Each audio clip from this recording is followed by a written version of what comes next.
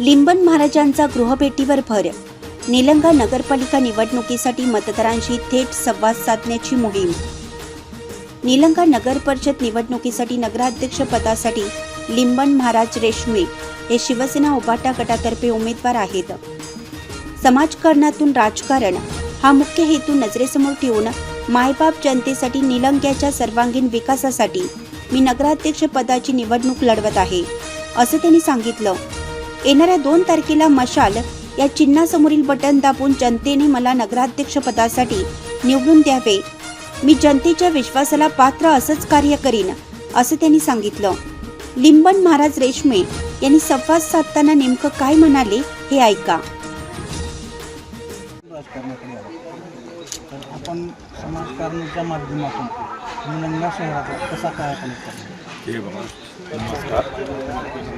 निलंग्याची जी आज आपले रस्त्याचे प्रश्न असतील, नाल्याचे प्रश्न असेल, विजेचे प्रश्न असेल, ना शिक्षणाच्या बाबतीत असेल, आरोग्याच्या बाबतीत प्रश्न असेल, त्या आज कुठलीच सुविधा निलंग्याला मिळाली.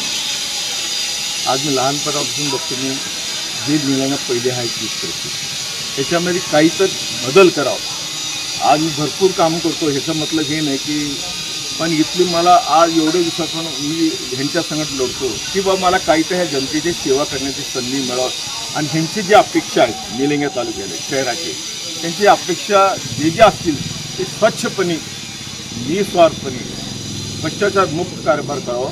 आणि जे योजना इथं नाहीत ते योजना सगळे जनतेच्या विचार घेऊन इथं काय काय सुविधा मिळते, व्यापारी असतील, शिक्षक असतील, जे उच्च लोक म्हणजे वकील मंडळी असतील, प्राध्यापक असतील, ह्या अन्न समाजामधले 18 पगड समाजामधले ह्या लोकांचे विचार घेऊन हे निर्णय घ्यायचे. तो आपण काय काय करू शकतो, हे 21व्या शतकाकडे जाण्यासाठी आपल्याला जास्तीत जास्त काय करता येईल, म्हणजे आपल्याला निलंग्याचं एक वेगळं चित्र दिसायला पाहिजे. 5 वर्षामध्ये काय काय करता येईल, का सगळं मी एकाच 5 वर्षामध्ये करू शकत, पण जितकं होईल तर लोकांना वाटायला पाहिजे की मी हे माणसानं केलं की नवा पहिला रस्ता नव्हता, पाणी नव्हतं, वीज नव्हतं.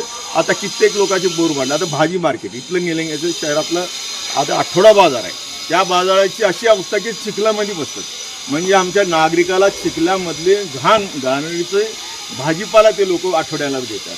आता पहिले मार्केट आपलं दोडेरीच्या साईडला होतं, त्याच्या मागल्या बाजूत गेले, तिथून मी उठवले. आज त्या लोकांची एवढी हालत झाली, त्या मार्केटवर निलंग्याचं हजारो लोकांचं घर पोटत होतं तिथं, पण त्यांचं पोटावर पाय दिला, आमच्या नागरिकाची गैरसोय झाली. तर हे कुठं तर चांगलं होईल.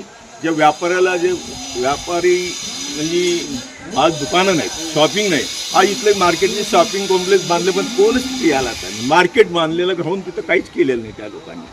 आणि का बसस्टँडच्या तुम्ही बघा, सगळे पत्र्याच्या दुकानामध्ये त्यांचे रिजेक्शनमुळं त्या लोकांना कुठलेच दुकानं मागू शकत नाही. त्या लोकांना त्यावर पत्र्याच्या शेडमध्ये राहतात आणि ते काम करतात.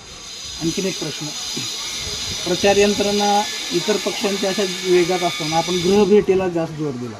कसं आहे, आपल्याला पहिले महत्त्व आहे जनता हे मालिक आहे, आम्ही सेवक म्हणून काम करणार. आणि इथले समस्या काय ते बी माहिती होते, म्हणजे रस्ते असतील, पाणी असेल, वीज आहे, ह्यांचं मनोगत काय ते सगळं आम्ही टिप करलो, म्हणजे माहिती घेऊन हे करू लागलं, म्हणजे सगळं लिहून घेऊ लागलं आम्ही. तुम्हाला इथलं समस्या आहे, कोणत्या वार्डामध्ये काय काय समस्या आहेत, उद्या चालून त्या लोकांना बोट दाखवायची, म्हणजे त्यांना आता खरं तर मालक तेच आहेत, आम्ही सेवक पण जाऊ, त्यांची कसं व्यवस्था होईल म्हणून त्याच्यासाठी भर जास्तीत जास्त. आज सभेसाठी टाईम घालण्यापेक्षा जनतेमध्ये जाणं हे महत्त्वाचं म्हणून मी जनतेमध्ये चाललेलं आहे.